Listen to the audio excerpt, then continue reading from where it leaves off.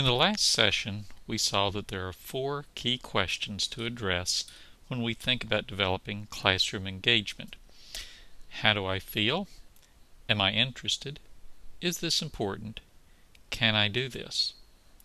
In this lesson, we're going to focus on the first question. How do I feel?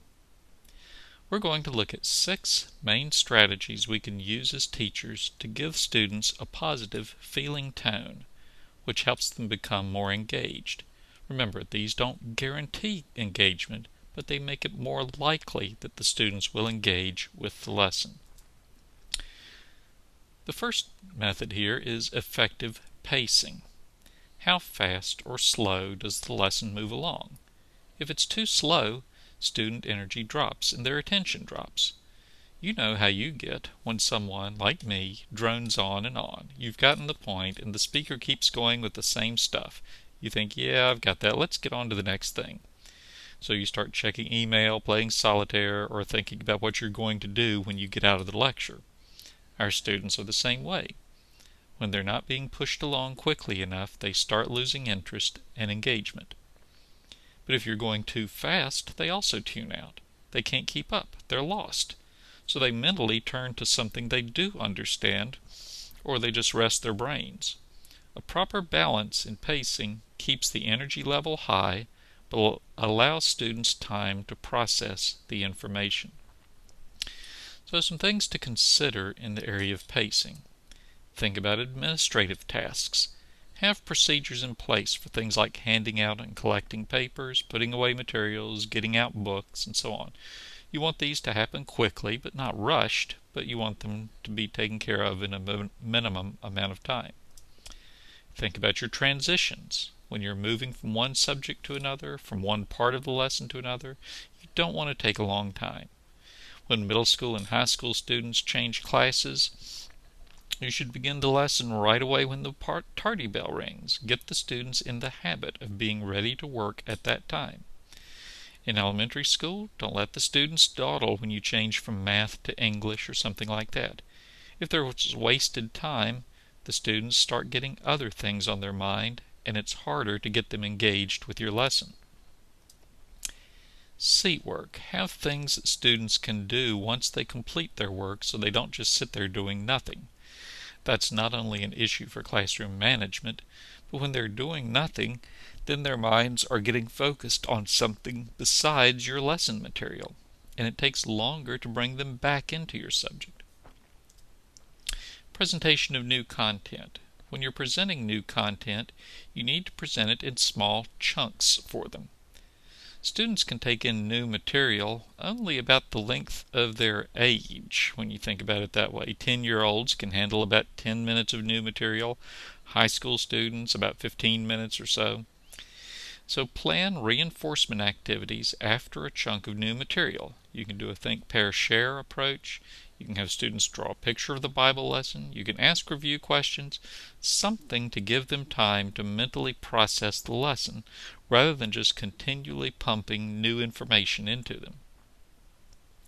So when you have your lesson moving along quickly, but not too quickly, students are more likely to have a positive learning attitude. The second aspect of how do I feel is physical movement. Students are going to feel more mentally energetic when they're physically active. You know this yourself. You can't just sit and work for long stretches, but you have to get up and walk around, stretch, do something to get the blood flowing. There are all kinds of physiological reasons for this, but one is that physical activity gets more oxygenated blood flowing to the brain, which enables better mental work. Now, middle school and lower elementary teachers generally know this. They have kids moving around the room, acting things out, and so on. For some reason, upper elementary and high school teachers tend to have the kids just sitting still more. But those students also need physical movement to keep up their mental energy. Several ways you can do this. These are just a few ideas. Give them a stretch break every so often. Just stand up and reach to the ceiling for 30 seconds, or stand up, bend over and touch your toes, march in place, something. Doesn't need to be long. Just 30 seconds to a minute will help greatly. You might have them act out some of the content. This especially works for elementary school kids. Like when you're studying units of measurement, you can say, okay, I'm going to say some units. I want you to stand up for the largest unit, bend over for the middle unit, and kneel down for the smallest unit. Then give them something like a mile, a yard, and a foot, or a gallon, a quart, and an ounce, or a day, an hour, and a minute, and have them act it out. They can use movement to vote on things to show what they're thinking. For example, you could have a sign, this could even be permanent. Have a sign with an A in one corner of the room, B in another corner, C and D in the other corners. Then call out a multiple choice question, especially one that might not have an obvious or just one correct answer. For example, the greatest composer in the classical era was A. Mozart, B. Haydn, C. J.C. Bach, D. Beethoven. And then the students go to the corner they choose, and then they have to defend their answer. Maybe after a little discussion they change corners, but the idea is they're getting up and moving around. Even having them go across the room to discuss something with a partner involves movement. Don't necessarily have all their partners just be whoever's sitting beside them. Maybe pair them up with somebody on the other side of the room so that they have to get up and move. The point of all this is find ways to get your students moving around regularly. This helps them, helps their frame of mind. The third element of helping students have a positive feeling tone is for the teacher to demonstrate intensity and enthusiasm. When the teacher demonstrates interest and excitement about the lesson material, the students are more likely to do so as well. If the teacher, either explicitly or through body language and tone of voice, communicates that the material is dry, dull, and boring, then the students are going to feel that way too. So what are some ways teachers can do this? Well, you might tell personal stories related to the material. If you're studying the war between the states, tell about a time and show pictures you visited Appomattox Courthouse where Lee surrendered to Grant. If you're working with students on giving a presentation and some are nervous about getting up in front of the class, tell them about a time you had to give a speech and what you did about nervousness. If you're studying astronomy, demonstrate your own sense of wonder at the vastness of the universe and maybe about the first time you looked through a telescope at the craters on the moon. You see, all of these make the material become more personal and alive to the students. Another way to do this is to use a variety of nonverbal signals that you enjoy the material. Just smiling, having a pleasant tone of voice, using hand gestures, other physical movement. Anything other than just standing or sitting and talking in a monotone.